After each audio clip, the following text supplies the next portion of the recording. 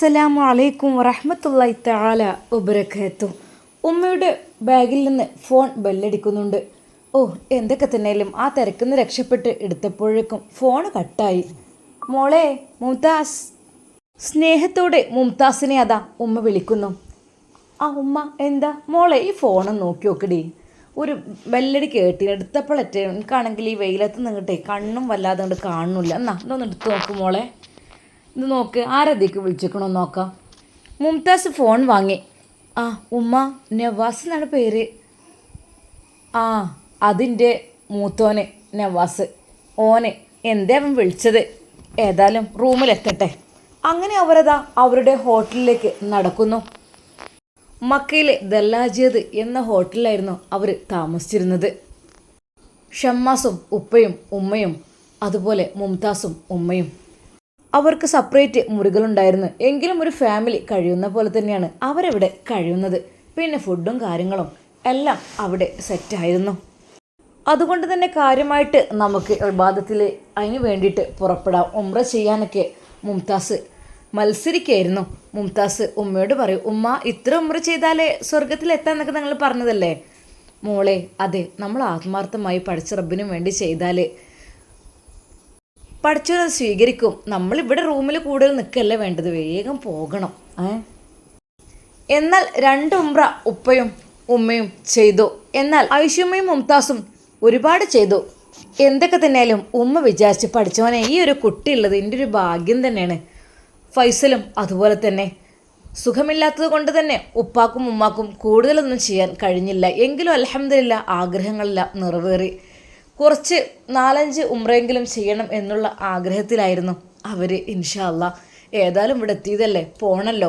എന്നാൽ ചാൻസ് കിട്ടുമ്പോഴെല്ലാം ഉമ്മയും മുംതാസും ഫൈസലും പോകുന്നുണ്ടായിരുന്നു. സത്യം പറഞ്ഞാൽ മുംതാസ് കൂടെയുള്ളത് ഉമ്മക്കും വളരെയധികം ഒരു തണലായി, താങ്ങായി. എന്തൊക്കെ തന്നെയാലും ആ പെൺകുട്ടിന് അത്ര കഴിയൂലല്ലോ. എന്നാലും എനിക്കറിയില്ല റബ്ബേ, ഇവിടെ എത്തുമ്പോൾ ഒരു ഉഷാറാണ്. ഏത് വയ്ക്കാത്തവരാണെങ്കിലും വയ്ക്കും. കാലിൻ്റെ മുട്ടിനൊക്കെ വേദന ഉണ്ടായിരുന്നു പോരുമ്പോഴൊക്കെ. പക്ഷെ ഇവിടെ എത്തുമ്പോൾ മണ്ടിപ്പായാനും ഒന്നിനൊരു കുഴപ്പമില്ല. ഇവിടെ അടങ്ങിക്കാൻ പറ്റൂലല്ലോ, നമ്മളെ കർമ്മങ്ങളൊക്കെ ചെയ്യണ്ടേ. എന്തായാലും നല്ല റാഹത്തോട് കൂടി തന്നെയാണ് അവരവിടെ കഴിയുന്നത്. മാഷാ അല്ലാ. മുംതാസേ മോളെ. എന്തുമ്മ മോള് നോക്കിയോ മോളെ? ആ നമ്പർക്കൊന്ന് തിരിച്ച് വിളിച്ചാളാ. ഇനിയിപ്പോൾ ഞാൻ റൂമിലെത്തിട്ട് ഞാൻ പോകുമ്പോഴത്തേനാണ് വിളിക്കുക, എന്താണെന്നാവോ. അപ്പോൾ തന്നെ അതാ മുംതാസ് അതിൽ നിന്ന് തിരിച്ച് വിളിക്കുന്നു.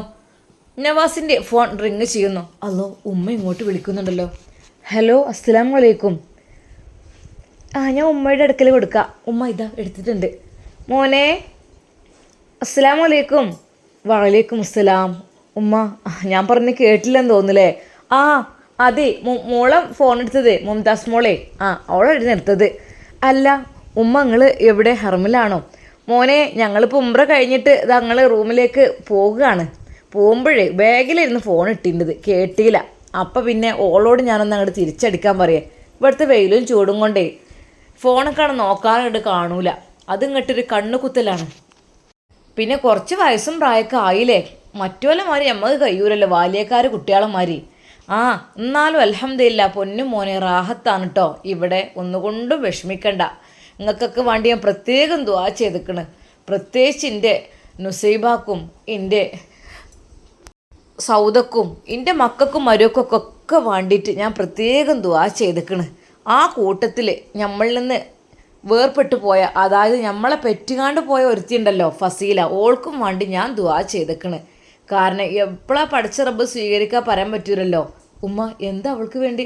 അല്ലേ, നല്ല ബുദ്ധി കൊടുക്കാൻ, വേറെ ഒന്നുമല്ല. ഓള് ജീവിക്കണേ ജീവിച്ചോട്ടെ, ആരെയും കൂടെ ജീവിച്ചോട്ടെ. ഒരിക്കലും നമ്മൾ ഇടങ്ങാറാവാൻ വേണ്ടി ദുആ ചെയ്യരുത്. നമ്മുടെ ശത്രുക്കളാണെങ്കിലും നമ്മളെ ഓൽക്ക് വേണ്ടി പ്രാർത്ഥിക്കണം. പഠിച്ചവനെ നല്ല ബുദ്ധി കൊടുക്കുക, ഹിദായത്ത് കൊടുക്കുന്നത്. എവിടെയെങ്കിലും ജീവിച്ചോട്ടെ, ഇനി ഇങ്ങോട്ട് വരാഞ്ഞാൽ മതി. നവാസ് ഒരു നിമിഷം പറഞ്ഞു. മോനെ, അതിനൊക്കെ വേണ്ടിയിട്ട് ഞാൻ ദുആ ചെയ്തിരിക്കണം. പഠിച്ചവനെ ഒരിക്കലും ഇങ്ങോട്ട് ഓൾക്ക് വരാൻ തോന്നാതിരിക്കട്ടെ എന്നുള്ളത്.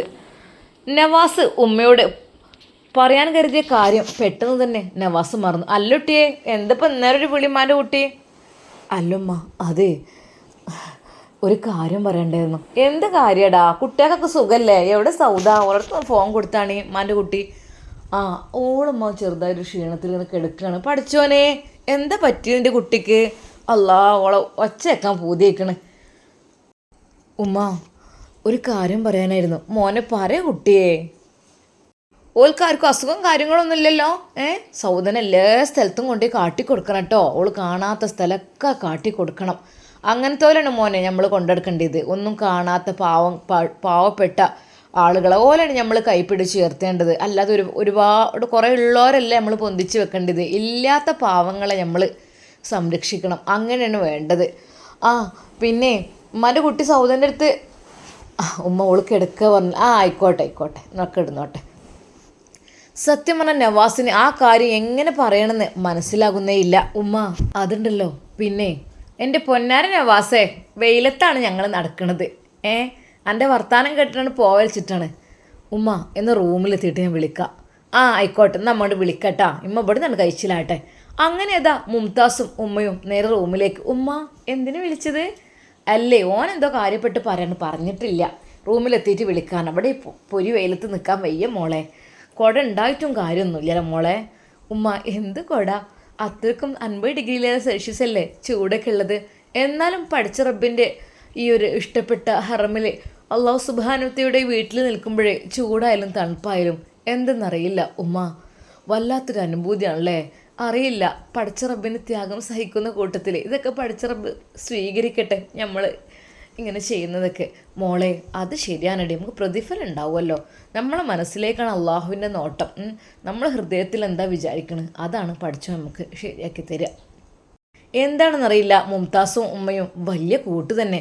എന്നാൽ ഇതിനെക്കുറിച്ച് റൂമിൽ നിന്ന് പറയുന്നുണ്ടായിരുന്നു മുംതാസിൻ്റെ ഉമ്മയും ഉപ്പയും. എടി എന്തേക്ക ഉംറക്കിന്ന് പോകാൻ കഴിയുമോ? എടി ഇൻഷാ അല്ലാ ഇനി നാളെ അങ്ങോട്ട് പോവാം. എന്നാലും അൽഹംദുലില്ലാ എത്ര ചെയ്തല്ലോ. ഞാൻ ഇത്രയും വിചാരിച്ചിട്ടില്ല. ഫൈസിമോനുണ്ടായത് കൊണ്ടടി എൻ്റെ കുട്ടി. നിങ്ങൾക്കറിയില്ലേ, എന്നാലും പഠിച്ച റബ്ബായിട്ടാണ് ഓനിറക്കി തന്നത്.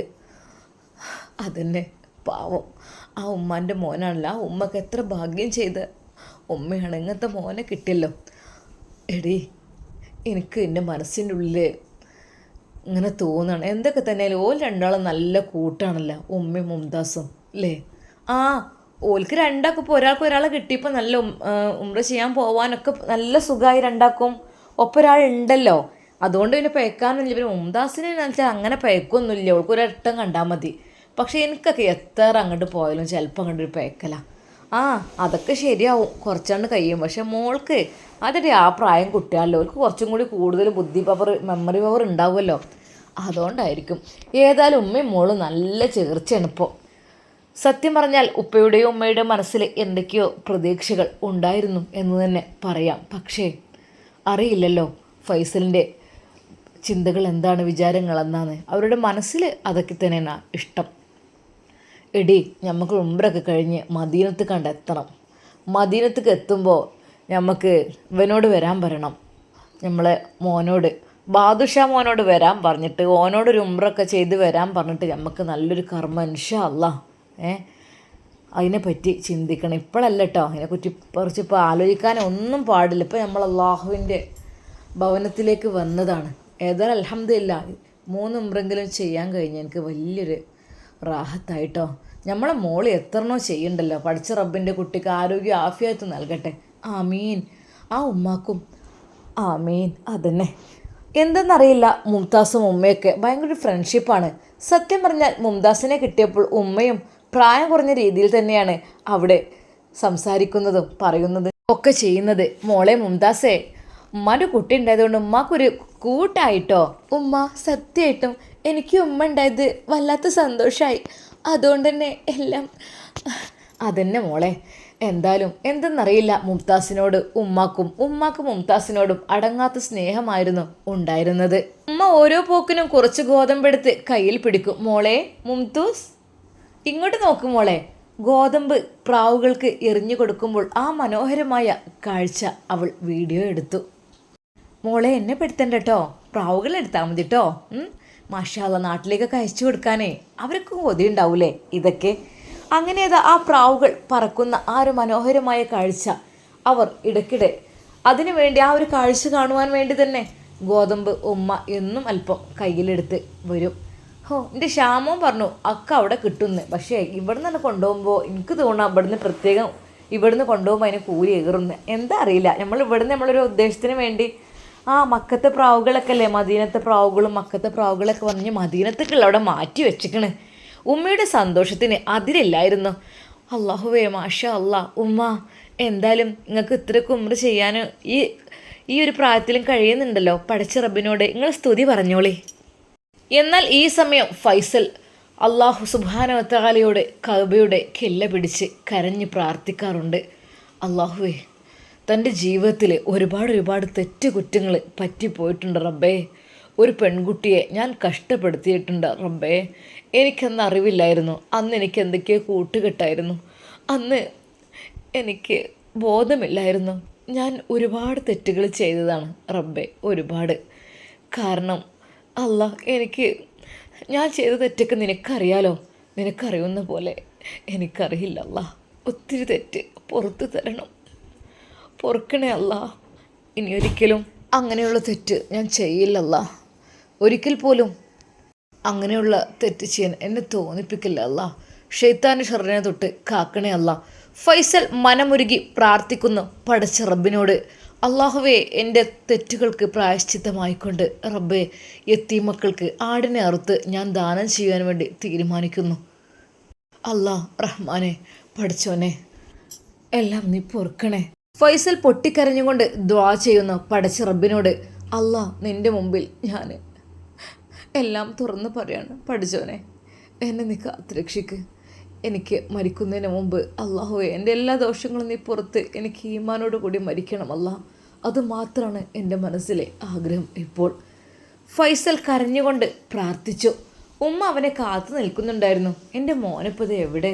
കുറേ സമയമായല്ലോ. ഫൈസലും തന്നെ കഴിയുന്നത്ര ഉംറ നിർവഹിക്കുവാൻ വേണ്ടി പോകുന്നുണ്ട്. ഒരിക്കൽ പോലും അവൻ്റെ ടൈം വേസ്റ്റ് ആകുന്നില്ല. ഒരു പക്ഷേ മുംതാസിനേക്കാൾ ഉംറ ചെയ്തത് ഫൈസലായിരിക്കും എന്നതാണ് അതിൻ്റെ യഥാർത്ഥ സത്യം. മുംതാസും പടച്ചിറപ്പിനോട് പ്രാർത്ഥിക്കുന്നത്, അള്ളാഹുവേ, ഹൈറാണെങ്കിൽ എനിക്ക് എൻ്റെ മനസ്സിൽ ഒരു ഹലാലായ ഉദ്ദേശമുണ്ട്, അത് നീ പൂർത്തീകരിച്ച് തരണം അല്ലാ. എൻ്റെ ഭർത്താവിൻ്റെ ഷർണിനെ തൊട്ട് കാത്തുരക്ഷിക്ക്. അദ്ദേഹത്തെ ഞാൻ എപ്പോഴും ഒഴിവാക്കി കളഞ്ഞു. ഇനിയൊരിക്കലും അദ്ദേഹത്തിൻ്റെ മുഖം കാണാൻ ഞാൻ ആഗ്രഹിക്കുന്നില്ല അല്ലാ. അദ്ദേഹത്തിൻ്റെ പ്രയാസങ്ങളെ, ബുദ്ധിമുട്ടുകളെ തൊട്ട് നീ കാത്തുരക്ഷിക്കണം അല്ലാ. എല്ലാം കഴിഞ്ഞ് ഉമ്മ റൂമിലെത്തി. മോളെ മുംതു. ഉമ്മ, ഇന്ന് മോളെ ഒന്ന് വിളിച്ചാട്ടിക്കാണ് കുട്ടിക്ക് ബുദ്ധിമുട്ടായോ? എന്താ ഉമ്മ നിങ്ങളീ പറയുന്നത്? ഇതൊക്കെ ഒരു ബുദ്ധിമുട്ടാണോ? പിന്നെ ആർക്കെങ്കിലും എന്തൊക്കെ ഹെൽപ്പ് ചെയ്യുന്നില്ലല്ലേ ഏറ്റവും നല്ലത് കാര്യം. അതിന് കഴിയുകയാണെങ്കിൽ ഉമ്മ, ഇതൊക്കെ എന്താ ഉമ്മ എന്താ ഇങ്ങനെ പറയുന്നത്? അല്ലേ, എന്നാലും എൻ്റെ കുട്ടിനോട് ഞാൻ ഇങ്ങനെ എപ്പോഴും ഇത് പറയുമ്പോഴേ ഉമ്മങ്ങൾ ഒരു പേടിയും പേടിക്കണ്ട, എന്നോട് എന്തും നിങ്ങൾക്ക് പറയാം കേട്ടോ.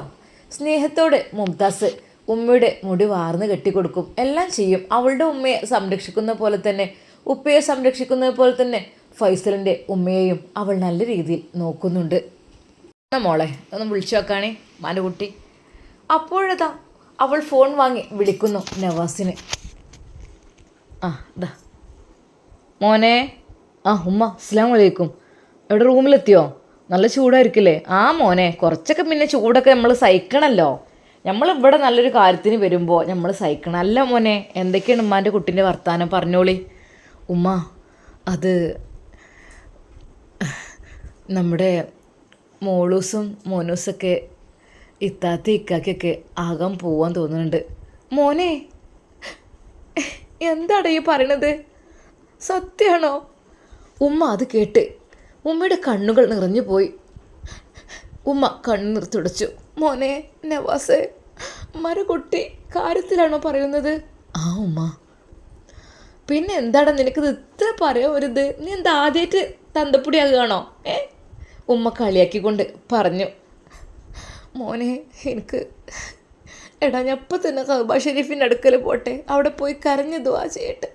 ഇന്നുകൂടി ഞാൻ പ്രാർത്ഥിച്ചിട്ടുള്ളൂ പൊന്നു മോനെ, എൻ്റെ കുട്ടിക്ക്, എൻ്റെ സൗദമോൾക്ക് ഒരു കുഞ്ഞു വേഗം ഉണ്ടാണ് എന്നുള്ളത്.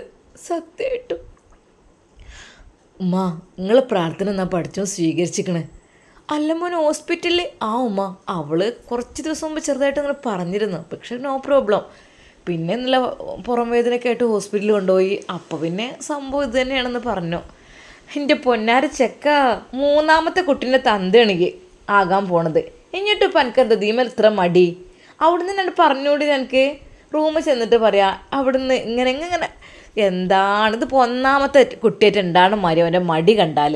അല്ലമ്മ അത് അനക്ക് മൂന്നാമത്തെ ആണെങ്കിലും സൗദക്ക് ഒന്നാമത്തെ തന്നെയാണല്ലോ. എവിടെടാ മോളെ കയ്യിലൊന്ന് ഫോൺ കൊടുത്താണ് ഇമ്മാൻ്റെ കുട്ടി. നേരെ അതാ സൗദിയെ വിളിക്കുന്നു. എടി സൗദ, ഉമ്മ വിളിക്കുന്നുണ്ട്.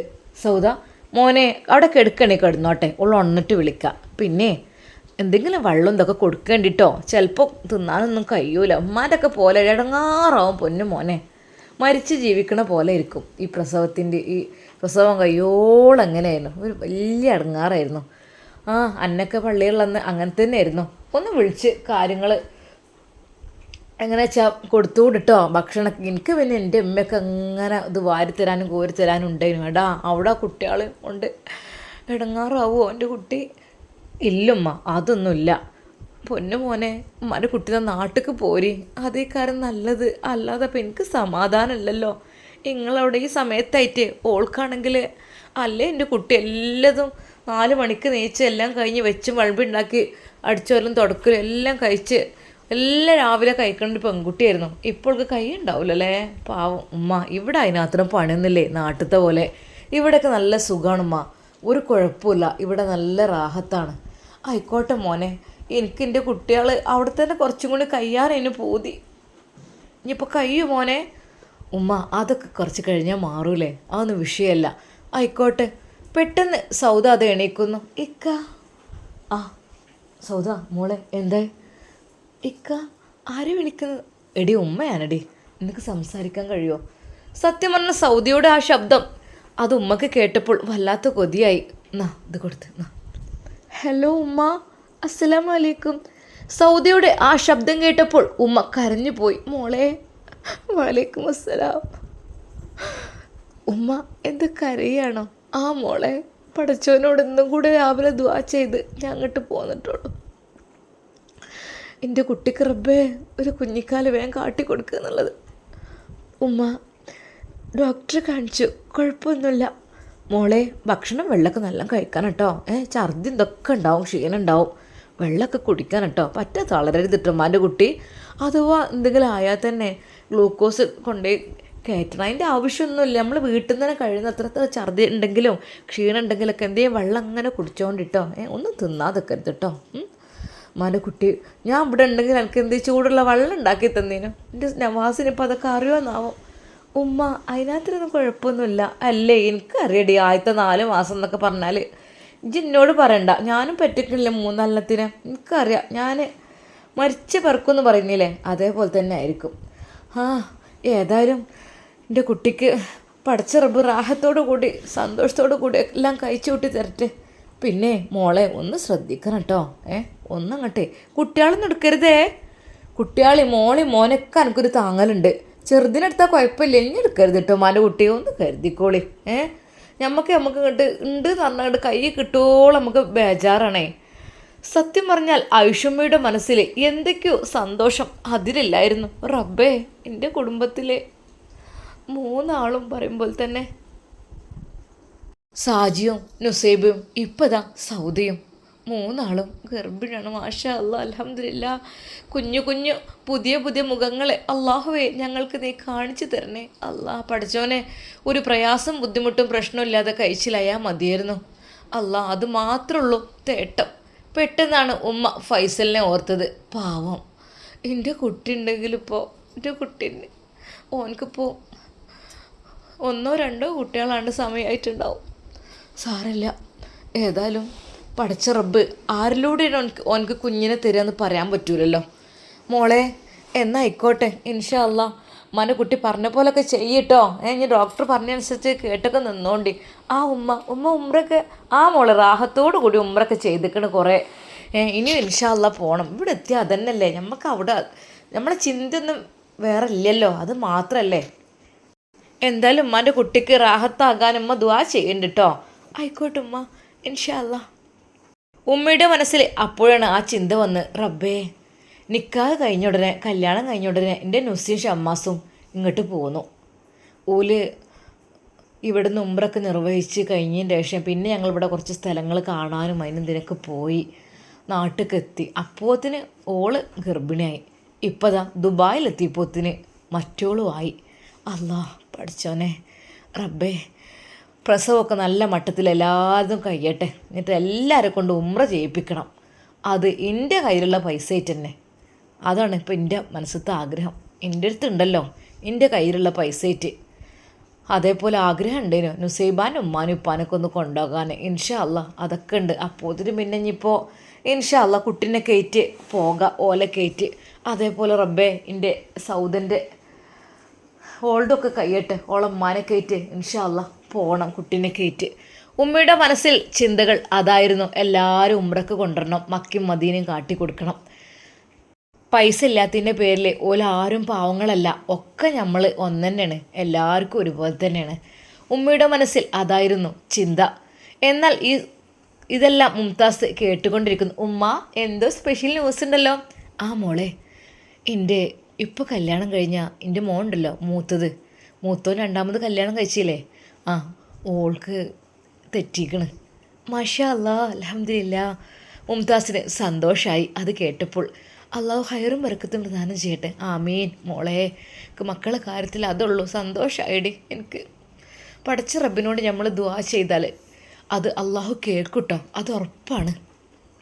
എന്നാൽ ഈ സമയം നാട്ടിൽ ഉമ്മ ഒരിക്കലും അറിയുന്നില്ല വീട്ടിൽ പുതിയൊരു വേലക്കാരി വന്നതും നുസൈബയെ തിരിച്ചു കൊണ്ടുവന്നതും ഒന്നും. ഉമ്മ വിചാരിക്കുന്നു എന്തായാലും കുറച്ച് കഴിഞ്ഞിട്ട് ഷാമോൻ വിളിച്ചു നോക്കണം എന്നൊക്കെ. പാവൻ്റെ കുട്ടിയോട് ഒറ്റക്കായിരിക്കും. പിന്നെ ഉംറയുടെ തിരക്കിലൊക്കെ ആവുമ്പോൾ എപ്പോഴും വിളിച്ച് ശല്യപ്പെടുത്തണ്ട എന്ന് കരുതിയിട്ട് ഷമ്മാസും കാര്യമായിട്ട് ഒന്നും വിളിച്ചിട്ടില്ല. പിന്നെ ഗ്രൂപ്പിൽ ഉമ്മ ഓരോ ഫോട്ടോസും കാര്യങ്ങളൊക്കെ ഇടുമ്പോൾ പ്രാവുകളുടെ ഫോട്ടോസും അങ്ങനെയൊക്കെ ഫൈസൽ ഇഹ്റാം ചെയ്ത ഫോട്ടോസും എല്ലാം ഇടുമ്പോഴൊക്കെ അതിനൊക്കെ ലൈക്കും കമൻറ്റും കൊടുക്കും എന്നല്ലാതെ കാര്യമായിട്ട് റാഹത്തല്ലേ അങ്ങനെയൊക്കെ ചോദിക്കുമെന്നല്ലാതെ ഉമ്മാക്ക് നേരിട്ട് വിളിച്ചിട്ടേ ഇല്ല. ഇനിയിപ്പോൾ ബുദ്ധിമുട്ടാക്കണ്ട എന്ന് കരുതിയിട്ട് തന്നെ ആ ദിവസം എന്തൊക്കെ തന്നെയാലും അങ്ങനെ കഴിഞ്ഞു പോവുകയാണ്. വൈകുന്നേരം ഷമ്മാസ് ഷോപ്പിൽ പോകുവാൻ മടിച്ചു. കാരണം അറിയില്ലല്ലോ, പരിചയമില്ല. പെട്ടെന്ന് അവളെ വിട്ടു പോകുന്നത് ഒട്ടും ശരിയുമല്ല. അതുകൊണ്ട് തന്നെ കോലായിൽ ഇരിക്കുകയായിരുന്ന ഷമ്മാസിൻ്റെ അടുക്കലേക്ക് റാഹിൽ ചെല്ലുന്നു. ഇക്ക, ഇന്നെന്തിനാ നൈറ്റ് ഫുഡ് വേണ്ടത്? ചപ്പാത്തി വേണോ അതോ പൂരി വേണോ? അവളുടെ വാക്ക് കേട്ട് ശരിക്കും ഷമ്മാസ് ഞെട്ടിപ്പോവുകയാണ്. നുസിയുടെ അവള് നിസ്കരിക്കുകയാണെന്ന് തോന്നുന്നു. ഓ, അവള് പറയും, എന്ത് ഷമ്മാസ്ക ഇങ്ങനെ? അതെ, നിങ്ങൾക്ക് ഇഷ്ടമുള്ള നിങ്ങൾക്ക് പറഞ്ഞൂടെ? നുസിയുടെ ഇഷ്ടം പറഞ്ഞോട്ടെ, അതൊന്നും കുഴപ്പമില്ല. നുസി വരട്ടെ എന്നിട്ട് തീരുമാനിക്കാം. ഷമ്മാസ്ക, എന്താ നിങ്ങൾക്ക് എന്നോട് പറയാൻ മടി? എന്നോട് പറയാലോ. നിങ്ങൾ വിചാരിച്ച പോലെ ആളൊന്നല്ല ഞാനേ. അവൾ ഷമ്മാസിൻ്റെ തൊട്ടപ്പുറത്തായിട്ട് ആ കോലായിൽ തന്നെ ഇരുന്നു. ഷമ്മാസിന് അത് സഹിക്കാൻ കഴിയുന്നില്ലായിരുന്നു. പഠിച്ചവൻ എൻ്റെ ഉമ്മ കാണേണ്ടത്. ആണുങ്ങളും പെണ്ണുങ്ങളും ഇങ്ങനെ അന്യ പെണ്ണുങ്ങളും സംസാരിച്ചുകൊണ്ടിരിക്കുന്നു. ഉമ്മ കാണണ്ട. ഉമ്മ ഇങ്ങനെ അറിഞ്ഞിട്ടുണ്ടെങ്കിലേ വെച്ചക്കൂല. ഷമ്മാസ് പെട്ടെന്ന് ആ ഒരു ചെയറിൽ നിന്ന് എഴുന്നേറ്റു അകത്തേക്ക് പോകുന്നു. അല്ലിക്ക, ഒന്നും പറഞ്ഞില്ല കേട്ടോ. അവളും പിന്നാലെ. സത്യം പറഞ്ഞാൽ അത് ഷമ്മാസിന് വല്ലാത്തൊരു അരോചകമായി തോന്നി. അതെ, ഞാൻ പറഞ്ഞില്ലേ, നുസി വന്നിട്ട് പറയുന്നു. അവൾ നിസ്കരിച്ച് കഴിഞ്ഞിട്ട് പറയും. അപ്പോഴും തൻ്റെ ഭാര്യയ്ക്ക് മാത്രമായിരുന്നു ഷമ്മാസ് അവിടെ സ്ഥാനം കൊടുത്തിരുന്നത്. അവൾ പറയുന്നതിനനുസരിച്ച് എന്ന് പറഞ്ഞിട്ട് നിസ്കരിക്കുന്ന റൂമിലേക്ക് ഷമ്മാസ് കയറി ചെന്നു. ഓ, നിസ്കരിച്ചോട്ടെ. നിസ്കാരം കഴിഞ്ഞ് സലാം വീട്ടി അവൾ പടച്ച റബ്ബിനോട് ദുആ ചെയ്തു. അല്ലാഹുവേ, പടച്ച റബ്ബേ, എൻ്റെ ഭർത്താവിനെ നീ കാത്തുരക്ഷിക്കണേ. അദ്ദേഹത്തിന് ദീർഘായുസും ആഫിയത്തും പ്രദാനം ചെയ്യണേ. റഹ്മാനെ, ഞങ്ങളെ കുടുംബങ്ങളെ കാത്തുരക്ഷിക്കണേ. അല്ലാഹുവേ, എൻ്റെ വയറ്റിൽ വളരുന്ന കുഞ്ഞിനെ യാതൊരു പ്രശ്നവുമില്ലാതെ റാഹത്തോടു കൂടി ഇസ്സത്തോടു കൂടി സുഖപ്രസവം എനിക്ക് നീ പ്രദാനം ചെയ്യേ റഹ്മാനെ. അവൾ ദുആയിലാണ്. ഷമ്മാസ് ദുആ കഴിയട്ടെ എന്ന് കരുതി അവൻ അകത്തേക്ക് വന്നു. ബെഡിലിരുന്നു. നുസി, എന്തേക്കാ? അവളെന്ത് ചോദിക്കുന്നുണ്ട്. എന്നോടോ? ചോദിച്ചു നോക്ക്. അവൾ പെട്ടെന്ന് നിസ്കാരക്കുപ്പായമെല്ലാം മാറ്റിയിട്ട് നേരെ അടുക്കളയുടെ ഭാഗത്തേക്ക്. റാഹില, എന്താ? അല്ലേ, രാത്രിയൊക്കെ ഫുഡ് എന്താ വേണ്ടിയെന്ന് നിൽക്കാനോട് ചോദിച്ചപ്പോൾ ഇക്ക നിങ്ങളോട് ചോദിക്കാനാണ് പറഞ്ഞത്. രാത്രിയൊക്കെ ഫുഡ് സാധാരണത്തെ ചപ്പാത്തിയൊക്കെ നിങ്ങൾ കഴിക്കാറുള്ളത്. ചപ്പാത്തി, സാലഡ്, അതൊക്കെ തന്നെ. ഓ, അതിപ്പോൾ മൂപ്പർക്കണ്ട് പറഞ്ഞാൽ പോരെ. ഞാൻ അവരോട് ചോദിച്ചപ്പോൾ നിങ്ങളോട് ചോദിക്കാൻ പറഞ്ഞ്. അതെ, മടിയായിട്ടായിരിക്കും. നിങ്ങളോട് ഇങ്ങനെ പറയുമ്പോൾ ഒരു മോശമല്ലേ? എന്ത് മോശം? ഞാനിവിടെ സെർവൻ്റായിരുന്നതേ ഇവിടുത്തെ എല്ലാവരും കാര്യം നോക്കാൻ വേണ്ടിയിട്ട് തന്നെയാണ്. പ്രത്യേകം ഷമ്മാസിൻ്റെ കാര്യം നോക്കാനൊക്കെ എൻ്റെ ഇത്ത പറഞ്ഞിട്ടുണ്ട്. അതുകൊണ്ടാണ്. അതെ, അദ്ദേഹത്തിന് അതൊക്കെ ഒരു മടിയായിരിക്കും, അതുകൊണ്ടാണ്. എന്നാൽ ഷമ്മാസ് അതാ അവിടെ റൂമിൽ ഇരിക്കുമ്പോൾ പെട്ടെന്ന് അവൾ അങ്ങോട്ട് കയറി ചെന്നു. ഇക്ക, ഡ്രസ്സ് അലക്കാൻ ഉള്ളതല്ലേ ഇത് എടുത്തോട്ടെ. വീണ്ടും അവൾ അതിക്രമിച്ച് കയറിയാണല്ലോ റബ്ബെ വരുന്നത്. എന്താ ഇങ്ങനെ? നുസി എടുത്തോളൂ. ഷമ്മാസ് അപ്പോൾ തന്നെ അതിന് മറുപടി പറഞ്ഞു. ഓ, നുസി പിന്നെ ഇപ്പം എന്തിനാ ഞാൻ ഇവിടെ നിന്നിട്ട് വലിയ കാര്യം? ഇത് നടക്കുമെന്ന് തോന്നണില്ല, എന്താ അറിയില്ല.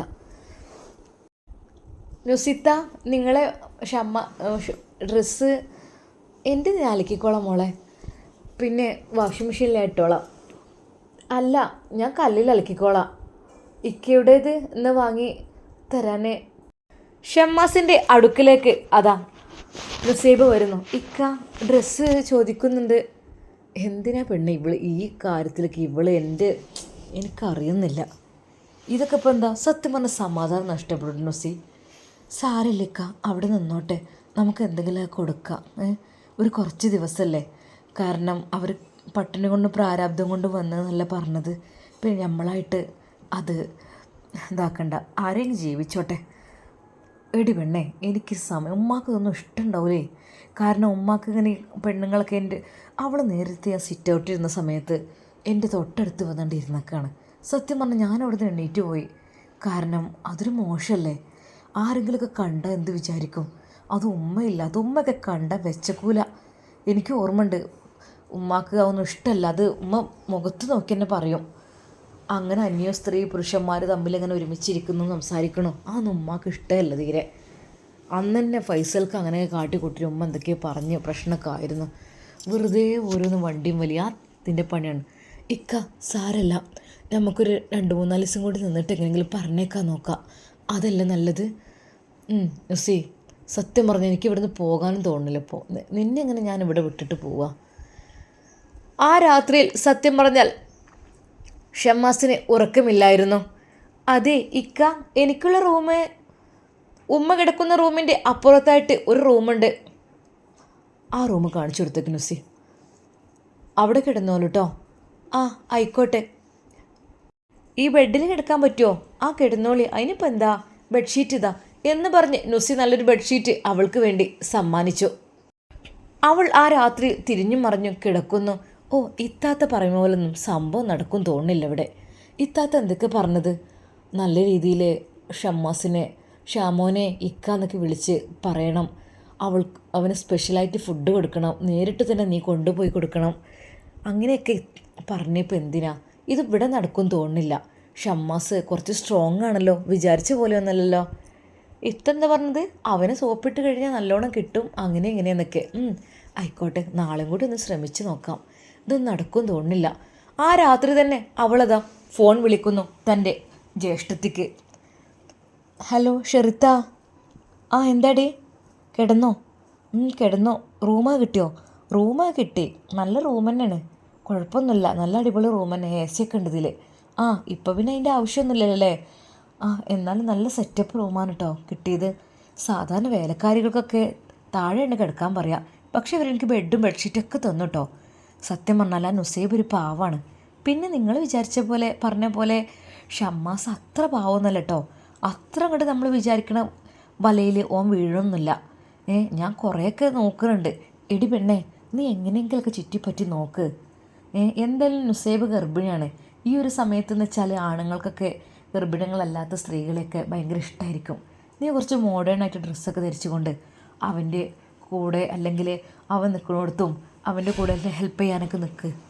അങ്ങനെയൊക്കെ ആകുമ്പോൾ ഓട്ടോമാറ്റിക്കലി ഓൻ വീഴാതിരിക്കില്ല. ഈ ട്രൈ ചെയ്യ് പെണ്ണേ. എൻ്റെ അനിയത്തിയായിപ്പോയി. ഞാൻ ആണെങ്കിൽ എപ്പോഴും അങ്ങനെയൊക്കെ ചെയ്തിരുന്നു, പക്ഷേ എനിക്കതിൻ്റെ റോളില്ലല്ലോ. ഞാനാണെങ്കിൽ തൽക്കാലം നീ എങ്ങനെയെങ്കിലുമൊക്കെ ഒന്ന് ഓൻ്റെ മനസ്സൊന്ന് കയ്യിലെടുക്കാൻ വേണ്ടി നോക്ക്, എങ്ങനെയെങ്കിലും. അതിനു വേണ്ടി എത്ര താന്നു പോന്നാലും വേണ്ടിയില്ല. അവൾ ഓരോ ചിന്തയിലായിരുന്നു. ഷമ്മാസിനെ വീഴ്ത്തുവാൻ അവൾക്ക് കഴിയുന്നില്ല എന്നതാണ് അതിൻ്റെ യഥാർത്ഥ സത്യം. ജ്യേഷ്ഠത്തി പറഞ്ഞ ആ വാക്കുകളെല്ലാം പരമാവധി ഉപയോഗിച്ചൊക്കെ നോക്കി. ഇനി വേറെന്തെങ്കിലുമൊക്കെ പ്രയോഗിക്കണം. ഷമ്മാസ് അത്തരത്തിൽ വീഴുന്ന ആളല്ല എന്നുള്ള കാര്യം ഏറെക്കുറെ അവൾക്ക് ബോധ്യപ്പെട്ടു കഴിഞ്ഞു. പിറ്റേ ദിവസം രാവിലെ ഷമ്മാസും നുസൈബയും അതാ ഡൈനിങ് ഹാളിൽ. അപ്പോഴേക്കും അവൾ അടുക്കളയിലേക്ക് ഓടിയെത്തി. അത് ഫുഡൊക്കെ ഞാൻ ഉണ്ടായിക്കോളട്ടോ. നുസൈബ അതിനു വേണ്ടി ഒരുങ്ങിയിരുന്നു. അല്ല, ഞാൻ ഉണ്ടാക്കിക്കോളാം, കുഴപ്പമില്ല, നിങ്ങൾ പുറത്തത്തെ ജോലിയൊക്കെ ചെയ്തോളേ, അത് ഇക്കാക്ക് ഇഷ്ടം. അതിനെന്താ, നീ ഉണ്ടാക്കിയാലും ഞാൻ ഉണ്ടാക്കിയാലും ഒക്കെ കണക്കന്നല്ലേ, അതിനിപ്പോൾ എന്താ. അവൾ പെട്ടെന്ന് തന്നെ അത് ഫുഡ് ഉണ്ടാക്കുവാൻ വേണ്ടി വരുന്നു. എന്തായാലും വേണ്ടില്ല, ഇന്ന് ഷമ്മാസിനെ നല്ല രീതിയിൽ സന്തോഷിപ്പിക്കണം. ഫുഡെല്ലാം ഉണ്ടാക്കി അവൾ വിളിക്കുന്നു. അതിനു മുമ്പായിട്ട് നല്ലൊരു സ്പെഷ്യൽ ചായ അവൾ ഉണ്ടാക്കി. ഇക്ക, ഒരു ഭാര്യ വിളിക്കുന്ന രീതിയിലാണ് അവൾ വിളിക്കുന്നത്. ഷമ്മാസ് അപ്പോൾ റൂമിലേക്ക് പോയിരുന്നു. ഇക്ക, ഇത് ചായ. ഒരു നിമിഷം ഷമ്മാസ്, എന്തപ്പോൾ ഇതിങ്ങനെ, ഞാൻ അങ്ങോട്ട് വരാം, അവിടെ വെച്ചേക്കൂ. അല്ല, ഇത് ബെഡ് കോഫി അല്ലേ, കുടിച്ചോളി, ഇതാ. അവൾ നേരെ റൂമിലേക്ക് കയറി വരുന്നു. നുസിയാണെങ്കിൽ ഇവിടെ ഇല്ല. ഷമ്മാസ് എന്ത് ചെയ്യണമെന്നായിപ്പോയി. അതെ, ഞാനങ്ങ് പുറത്തേക്ക് വരാമെന്ന് പറഞ്ഞല്ലോ, നിങ്ങൾ ദയവായി. അതിനെന്താ, ഞാനിവിടുത്തെ നിങ്ങൾക്ക് ഫുഡ് ഉണ്ടാക്കാനും എല്ലാത്തിനും വന്ന ആളല്ലേ, ഇത് കുടിച്ചോളി.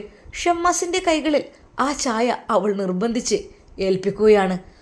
അത് കണ്ടുകൊണ്ട് നുസി അങ്ങോട്ട് കടന്നു വന്നു. അല്ലാ, ബെഡ്റൂമിൽ അവളോ?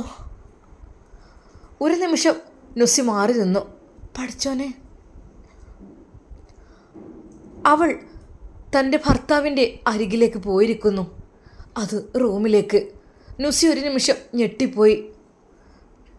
എന്ത് ചെയ്യണം എന്നറിയാതെ അവൾ നിസ്സഹായയായി നോക്കി നിന്നു. അവളുടെ കണ്ണുകൾ നിറഞ്ഞു. ഇൻഷാ അല്ലാ, നമുക്കിതിൻ്റെ ബാക്കി ഭാഗം നാളെ കാണാം. അതുവരേക്കും എല്ലാവർക്കും അസ്സലാമു അലൈക്കും വറഹ്മത്തുള്ളാഹി തആല വബറകാതുഹു.